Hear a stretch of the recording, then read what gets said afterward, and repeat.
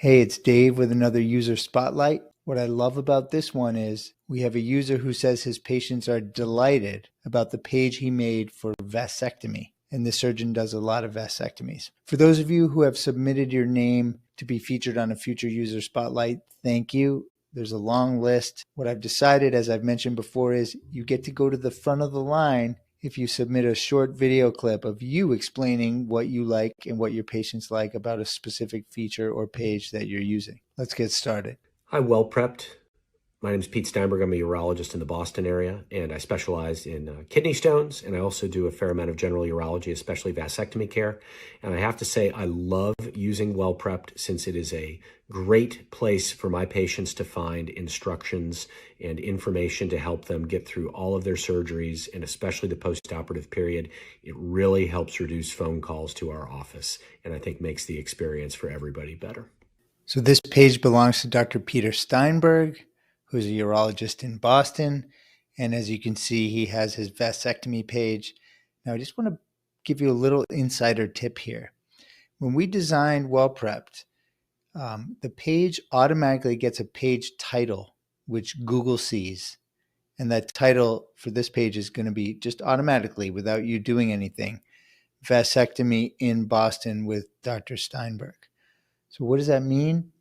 If you share this enough with patients, and as several dozen and then hundreds of patients look at it, it will start to show up in a Google search for vasectomy in Boston, this actual page. It's a little insider tip for you. Now, what's really cool about Peter's page is the way I've often described WellPrept is it's like sending a care package out, the same care package to all your patients, so that each patient experience can be the same as the best patient experience. And you can put in there whatever you want. This is a perfect example. So he's got a bunch of PDFs, he has videos, he has brochures. So let's just go through this briefly. He has a pre-vasectomy checklist website, which goes over what is a vasectomy, a booklet from the European Association of Urology. He has this same video, a link to it on Vimeo, and then the YouTube version here. As you probably know, right now, as of this recording, our video carousel supports YouTube videos. And then he has his favorite PDF he just uploaded his handout on post-op care. Let's take a look at his video. It's perfect. My name is Peter Steinberg, and I'm a urologist at Beth Israel Deaconess Medical Center in Boston. Today, I'm going to talk to you about having a vasectomy. A vasectomy is a permanent form of male sterilization that will make it impossible for you to father children after having.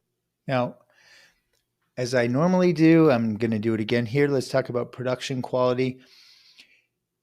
In the age of Zoom, patients don't care and probably don't even notice production quality now.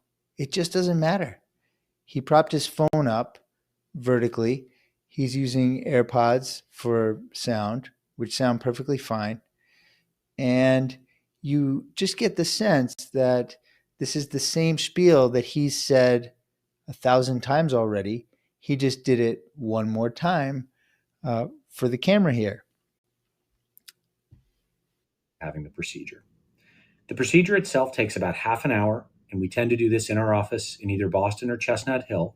And we use a combination of local anesthesia and usually also give people a dose of relaxing medication called Valium to take ahead of time.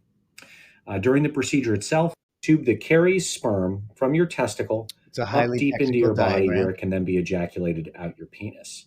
So the procedure itself is done just above the testicle in the scrotum. And what we're doing is we're permanently disrupting this tube called the vas deferens so that sperm can no longer. So he goes through the procedure in detail, describing it just as you saw, and then he moves on to recovery, answering the most common questions. We'll put in a little dissolvable stitch that falls out in about a week or so. We'll then put a bunch of gauze on your scrotum, supportive underwear, an ice pack, and send you home to recover. There's a couple things I want to point out. This is a 6 minute and 40-second video. Just think about how much time this saves Dr. Steinberg. So first we'll look at this from his perspective. For hundreds of patients, he's saving hours and hours of time. And now let's think about it from the patient perspective. Even if he gives this spiel face to face, patients are going to forget. They're going to absorb 15% of it. They can go home, watch the video several times, pause, rewind, watch it again, maybe the day before the procedure to refresh their memory, send it to a family member or loved one, even send it to a friend who is contemplating vasectomy. There's so many things about this that are beautiful. I just love it. And I hope you look at this and you feel empowered to just prop your phone up and record your own spiels. Like I previously mentioned, we tend to do most of these on Friday afternoons, so you have the weekend for recovery. And most people are able to be back to work the following Monday, assuming you don't have a really strenuous or heavily physical job. If so, about it so we can evaluate you and figure out what's. This might have been the last time he's had to give this spiel. I mean, you do it as best you can once and then not again. That leaves room for more personal conversations when you're face to face with the patient. So let's hear from Peter himself. When Peter filled out the submission form that he wanted to share his page, we can hear directly from him how this has impacted his practice. Patients who use it seem to be a big fan of seeing info before the visit, especially for vasectomy consults.